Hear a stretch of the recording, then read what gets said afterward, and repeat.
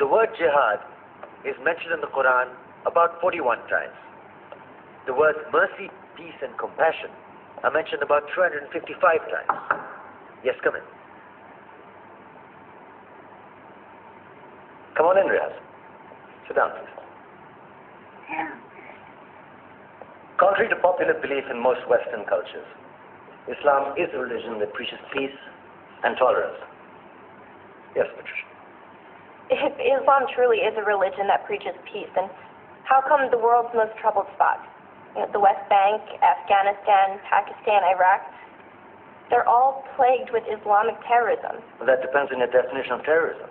Some might argue that the U.S. invasions of countries like Iraq and Afghanistan are also acts of terrorism. No, those were acts of war to get rid of despotic regimes. Or a means of getting at a country's oil. Conspiracy theories. Well, may I? Yes, please. Go ahead, Riaz. Mr. Khan is right. I mean, if we're talking about terrorists, the world's biggest terrorists are the white superpowers. Come on now. No, really. Stop and think about it. Explain 9/11. Okay. Do you know how many people died in the Twin Towers strike?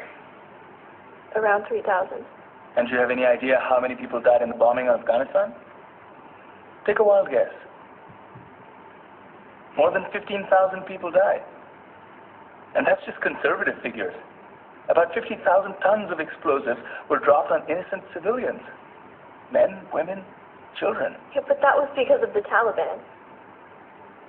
Now that you brought it up, did you know that the Taliban was a creation of the CIA to fight the Russians? Whatever. They were still harboring terrorists. Yeah, right. Terrorists that were never found. Just like the weapons of mass destruction that were never found in Iraq. Do you want to get into the death toll in Iraq?